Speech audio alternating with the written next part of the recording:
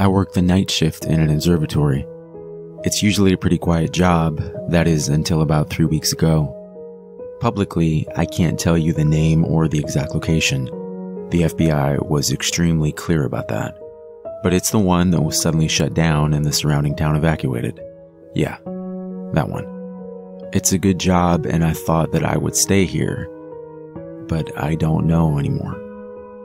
In the evening, when I'm driving the winding road up the mountain, I get to the turnoff that leads to the observatory and I just sit there, thinking, maybe I should just keep going, around the looping drive, back down to my house, throw my stuff in the car and just disappear. But then I think that's crazy.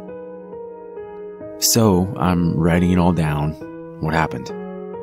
Maybe writing will help me make a decision.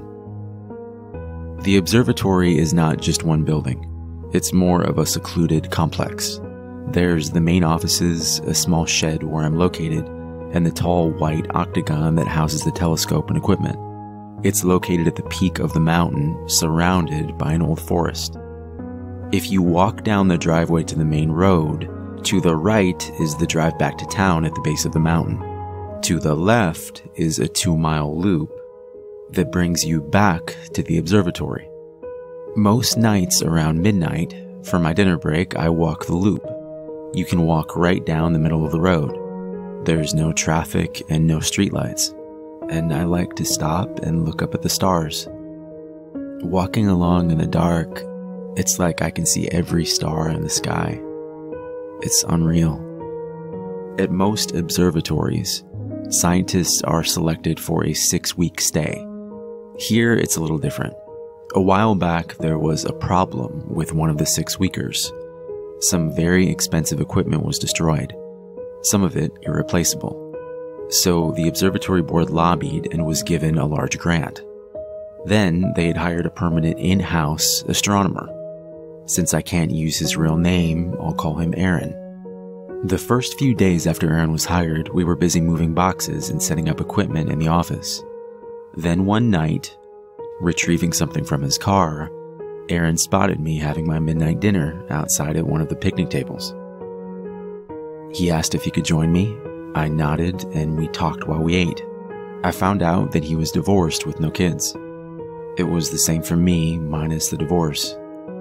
As the nights went by, we became friends. Often it was just the two of us up there, and we settled into a routine.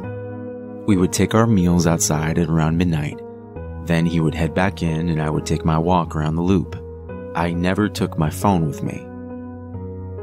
I left it in a pocket on my tool belt that I left on my desk. Aaron said that I should keep it in case of emergency.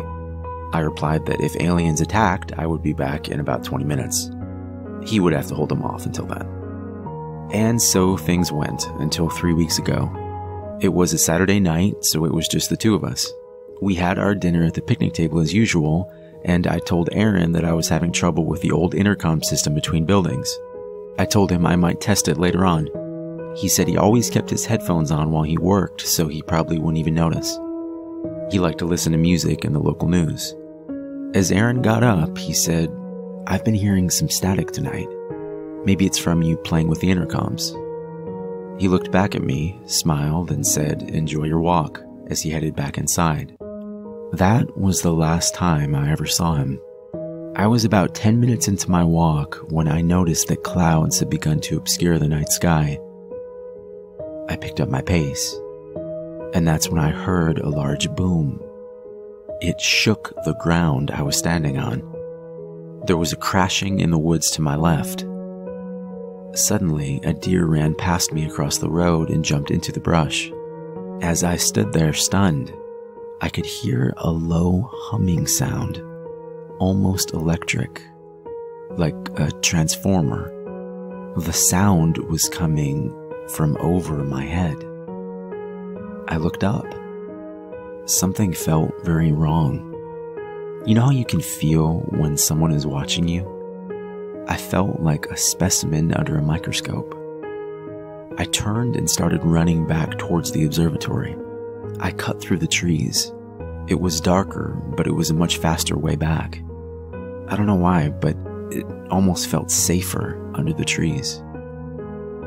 5 minutes later, I burst through the tree line and kept running across the clearing and through the door, shouting Aaron's name. There was no answer. "Aaron," I shouted again. And then I remembered, he's probably got those damn headphones on. And I ran up the stairs to his desk and froze. His chair was overturned, and 2 of the monitors had been smashed onto the floor. I moved slowly towards Aaron's desk. His phone was still there, but my eyes were drawn to his headphones. They were twisted and had what looked like blood mixed with clumps of gray matter on the earpieces. Scrambling back, I reached for my phone, and then I remembered my phone was on my desk in another building. I approached the bloody desk and carefully picked up Aaron's phone. There was no signal. Wait, they still had an old landline connected downstairs. I called the police and told them everything. I said to get an ambulance up here fast, that Aaron had been badly injured. I went out to search all the other buildings, but I never found him. The police arrived and continued the search as I sat on the couch in my office and answered their questions, until the feds arrived and made it clear they were taking over the investigation. They shut down the whole town, and I think they did flyovers of the Black Hawk. I answered all their questions again. This time it was made clear to me that I wasn't to tell anyone about what happened here. They threw around words like confidential and ongoing and prosecutable offense. 3 weeks later, the feds gave their statement. They said they had found child pornography on the suspect's computer. They never named the subject. Since Aaron was the only one missing, everyone just assumed it was him. But I know it wasn't. I know what I heard, and I know what I saw. So I ask you, when was the last time the FBI shut down an entire town and brought in a Black Hawk helicopter for a person looking at pornography? And there's so many people now that are just gone.